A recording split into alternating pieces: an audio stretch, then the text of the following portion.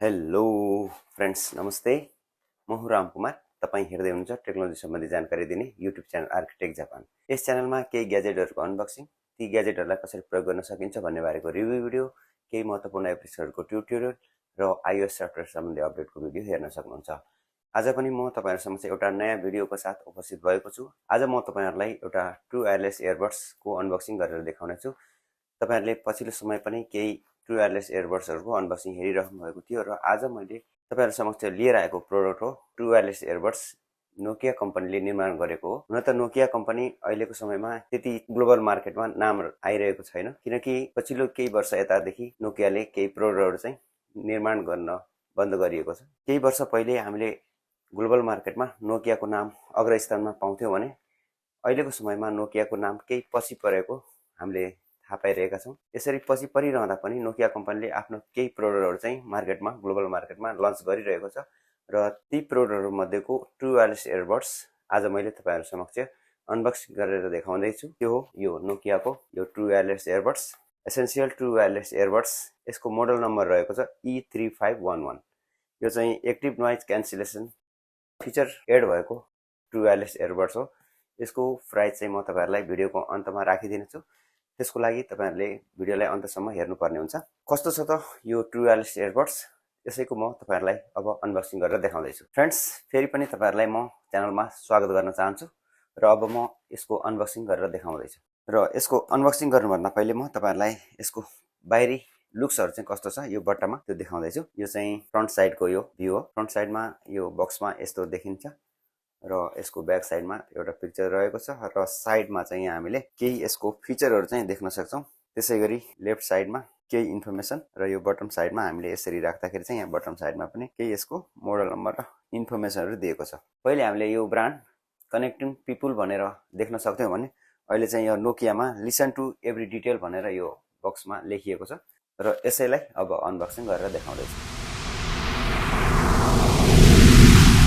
यही हो नोकियाको E3511 मोडलको true wireless earbuds. यो एक्टिभ नोइज क्यान्सलेसन सहितको ट्रु वायरलेस इयरबड्स हो। यसैको म अब अनबक्स गरेर देखाउँदै छु। बट्टाको राइट साइडतर्फ यहाँ देख्न सक्छौं up to 25 hours, Bluetooth version 5.2, touch controls, IP44 waterproof, ANC ambient mode. यसमा चाहिँ यी फिचरहरु छन् भनेर यसको बारेमा केही जानकारी दिएको छ र यसलाई म अब अनबक्स गरेर देखाउँदै छु। यसको लागि यो यहाँ चाहिँ र्याप गरिएको छ प्लास्टिक, यसलाई मैले काट्नु पर्ने हुन्छ। यसरी यो प्लास्टिकलाई यहाँबाट रिमुभ गर्दै छु। अब यो प्लास्टिक रिमुभ भयो।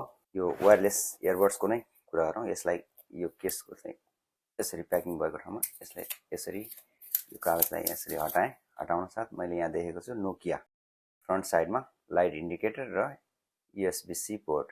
यसबाट यो केसलाई हामीले चार्ज गर्न सक्छौं र यसको ब्याक साइडमा हिन्ज रहेको छ र यहाँ केही सानो अक्षरमा केही लेखिएको हामीले देख्न सक्छौं र यसलाई ओपन गर्नको लागि यहाँ यस्तो छ र यसको अन्य साइडमा भने केही छैन। एकदम हेर्दाखेरि गुड लुकिङ्सका साथ रहेको छ। सानो कम्फोर्टेबल यो इयरबड्सको केस रहेको छ र यसलाई हामीले वायरलेसली चार्ज भन्ने गर्न सक्दैनौं किनभने यसमा त्यो फिचर चाहिँ रहेको छैन र यसलाई म ओपन गरेर छु। ओपन गर्नुबित्तिकै यहाँ चाहिँ लाइट इन्डिकेट भएको छ, ग्रीन सिग्नल।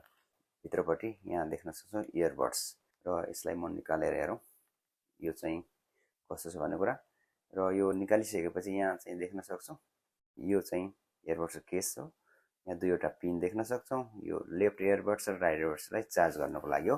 यो चाहिँ हामीले यसलाई USB-C को द्वारा चार्ज गरेर यो चार्जिङ केस हामीले चार्ज गरेर राख्नुपर्ने हुन्छ र यसमा ब्याट्री सकिसकेपछि पुनः हामीले यसलाई यो इयरबड्सलाई केसमा राखेर चार्ज गर्न सक्छौं र यो इयरबड्स अन्य इयरबड्सहरु जस्तै डिजाइनमा रहेको छ र ग्लोसी फिनिशिङमा पाउन सक्छौं र यसको यहाँ देख्न सक्छौं नोकिया भनेर लेखेको छ दुबईमा र यतापट्टि साइडमा चाहिँ ब्याक साइडमा जुन चाहिँ हाम्रो एयर क्यानलमा जाने ठाउँमा चाहिँ राइट ह्यान्ड लेफ्ट भनेर लेखिएको छ ताकि हामीले राइट कुन हो लेफ्ट कुन हो भनेर सजिलै जान्न सकौं। र अब यो कानमा म लगाएर हेर्छु लेफ्ट यो राइटको इयरबड्स र यसलाई मैले बन्द गरे र एकदमै कम्फोर्ट रहेछ। मैले कानमा लगाएर हेरे र दुईवटा इयरबड्सहरु चाहिँ यसरी या म्याग्नेट भएको हुनाले यसरी झुन्डिएर पनि बस्न सक्ने रहेछ।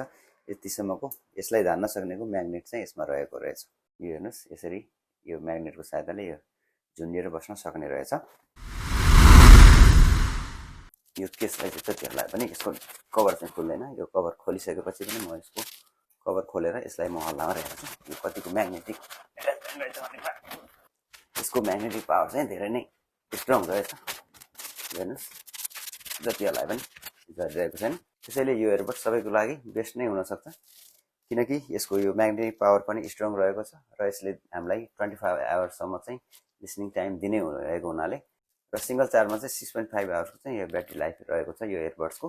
र एयरबड्स हामीलाई सिंगल पनि युज गर्न सक्छौँ र डबल पनि पेयरिङ गरेर पनि युज गर्न सक्छौँ। त्यसको लागि कुनै पनि प्रब्लम हुँदैन। यदि प्रब्लम भइहाल्यो भने पनि यहाँ रहेको यो बटनलाई चाहिँ हामीले 5 सेकेन्डसम्म थिचेर राख्यौँ भने यसमा चाहिँ यहाँ लाइट चाहिँ पहेँलोमा ब्लिङ्क हुन्छ। त्यसपछि हाम्रो यो रिसेट हुन्छ। रिसेट भइसकेपछि ती सबै भएका एररहरू प्रब्लमहरू चाहिँ सल्भ हुन्छ र हामीले कन्टिन्युसली फेरि एयरबड्सलाई चाहिँ युज गर्न सक्छौँ। त्यसैले पनि यो नोकियाको एयरबड्स एन्ड्रोइड युजर आइफोन युजरको लागि बेस्ट नै रहेको मलाई लाग्यो। तपाईँलाई कस्तो लाग्छ?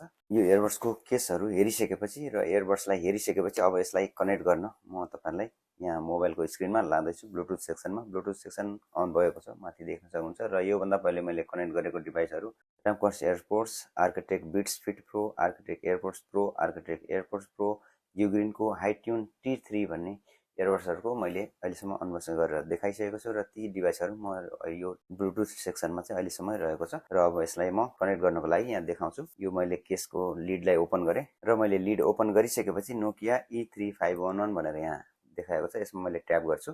ट्याप गरिसकेपछि यसरी यो माथि गयो, कनेक्टेड भएर आयो, यहाँ माथि आयो र यसलाई म यसरी निकालेर कानमा लगाएर हेर्छु र म यहाँ म्युजिक बजाएर हेर्छु कस्तो सुनिँदो रहेछ।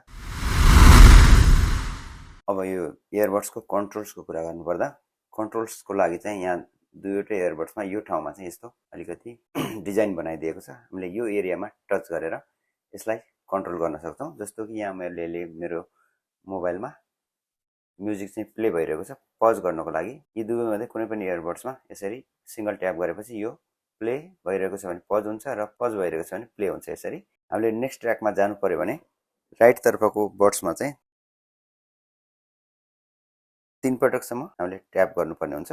जस्तो कि यो राइट्स हो, राइट्समा मैले 1 2 3 हेर्नुहोस् यहाँ अर्को म्युजिक चाहिँ प्ले भएको छ। 1 2 3 यसरी अर्को म्युजिक चाहिँ प्ले भएको छ। र अब म अन्तमा यसको प्राइस पनि बताउँछु। यसको प्राइस चाहिँ लगभग ग्लोबल मार्केटमा 6500 जति पर्न आउँछ। तपाईँको करेन्सीको हिसाबले तपाईँले यो करेन्सीलाई कुनै पनि देशको करेन्सीमा कन्भर्ट गरेर तपाईँले त्यो त्यही अनुसारको चाहिँ प्राइस पाउन सक्नुहुन्छ।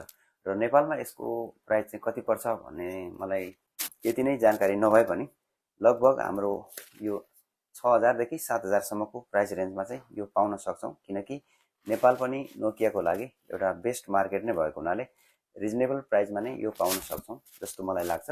र यो मैले एयरबड्स जापानको अमेजन मार्केटबाट लिएको। अमेजन मार्केटबाट लिँदा मलाई 6500 अराउन्ड जति परेको छ यसको प्राइस। हुन त यो मैले डिस्काउन्ट प्राइसमा लिएको हो।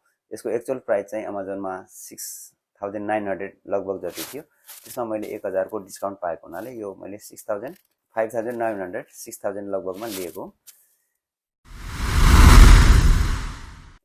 अब यसमा मैले म्युजिक सुनिरहेको छु र म्युजिक सुनिरहँदा यसका कन्ट्रोलहरू चाहिँ हामीले एयरबड्सबाट चाहिँ यसरी गर्न सक्छौँ। प्ले भइरहेको छ भने पज गर्न सक्छौँ, भने पज भइरहेको छ भने प्ले गर्न सक्छौँ सिंगल ट्यापमा।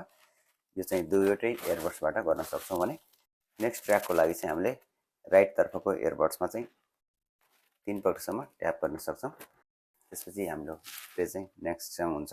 त्यसै गरी डबल ट्यापमा हामीले राइट तर्फको एयरबड्सलाई डबल ट्याप गऱ्यो भने भोल्युम इन्क्रिज हुन्छ। त्यसै गरी लेफ्ट साइड तर्फको एयरबड्समा हामीले डबल ट्याप गऱ्यो भने भोल्युम चाहिँ डिक्रिज हुन्छ, त्यसरी डिक्रिज हुन्छ। त्यसै गरी हामीले एम्बियन्ट साउन्ड र ANC अन गर्नु पर्यो भने चाहिँ हामीले यसलाई कुनै पनि दुईवटै एयरबड्समध्ये कुनै पनि एयरबड्सलाई 2 सेकेन्डसम्म यसरी ट्याप गरेर होल्ड गर्यौँ भने यसरी ANC अन भनेर चाहिँ हामीले सुन्न सक्छौँ। त्यसै गरी म राइट तर्फबाट पनि गर्छु।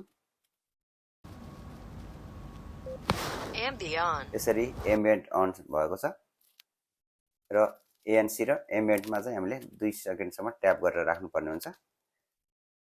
र त्यसैगरी अफ गर्नको लागि पनि हामीले यसरी 2 सेकेन्डसम्म ट्याप गरेर राख्नुपर्ने हुन्छ। ANC off.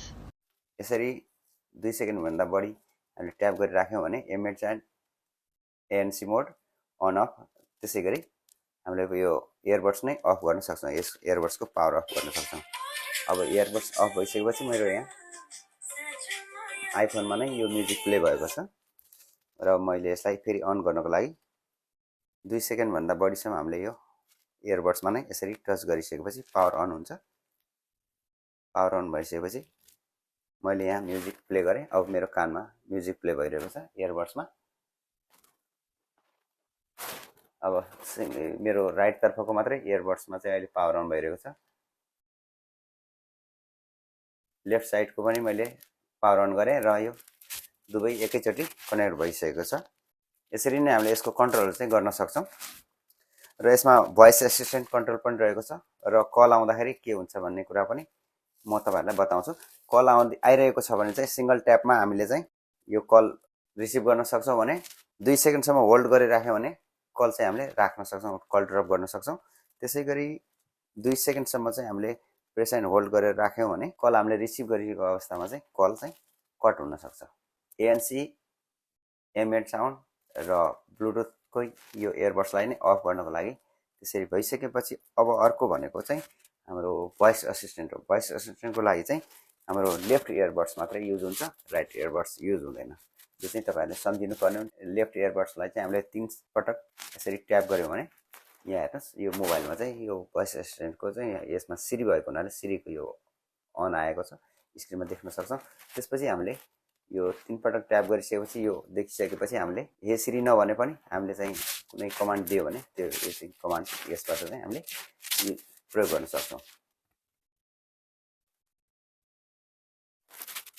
Today's weather forecast. Expect some clear skies today. Daytime temperatures will hover around 34 degrees, with overnight lows around 24. यसरी चाहिँ हामीलाई यसले इन्फर्मेसनहरु चाहिँ दिन्छ। यसको हामीले कन्ट्रोलद्वारा यो चाहिँ इयरबड्सलाई युज गरेर यी कमान्डहरु चाहिँ युज गर्न सक्छौं। यही नै थियो मेरो नोकियाको ब्लुटुथ इयरबड्सको अनबक्सिङ र यसको केही कन्ट्रोल सम्बन्धी जानकारीहरु र यो ब्लुटुथ इयरबड्सको मोडल रहेको छ E3511। यसैको मैले तपाईहरुलाई केही इन्फर्मेसनहरु दिए। भिडियो कस्तो लाग्यो? अवश्य पनि तपाईहरुलाई यो भिडियो मन पर्यो होला। फ्रेन्ड्स, तपाईहरुले अहिले हेर्नुभयो नोकिया कम्पनीको ट्रु वायरलेस इयरबड्स E3511 को अनबक्सिङ र यसका केही फिचरहरु बारेको इन्फर्मेसन तपाईहरुले यो भिडियो हेरिसकेपछि थाहा पाउनु भयो। भिडियो कस्तो लाग्यो, मन परेमा लाइक गरिदिनु होला र यो भिडियो अन्य साथीहरुलाई पनि शेयर गरिदिनु होला ताकि पछि परिरहेको नोकिया कम्पनीको यो ब्रान्ड र नोकियाले निर्माण गरेको ट्रु वायरलेस इयरबड्स कस्तो छ भन्ने कुराहरु उहाँलाई पनि जानकारीको लागि तपाईहरुले यो भिडियो चाहिँ शेयर गरिदिनु होला। र तपाई यदि यो च्यानलमा पहिलोपटक यो भिडियो हेर्दै हुनुहुन्छ भने चाहिँ च्यानललाई सब्स्क्राइब गर्नु होला र बेल आइकनलाई बज गर्नु होला ताकि मैले आगामी दिनमा अपलोड गर्ने भिडियोको नोटिफिकेसन तपाईबाट नछुटोस्। र तपाईहरुले आगामी दिनमा मेरो च्यानलमा यस्तै भिडियोहरु हेर्न चाहनुहुन्छ भने भिडियोलाई लाइक गरेर सब्स्क्राइब चाहिँ गर्न नभुल्नु होला भन्दै यो भिडियोबाट म भने बिदा हुन चाहन्छु। तपाईहरुको दिन शुभ रहोस्। Have a nice day. Bye bye.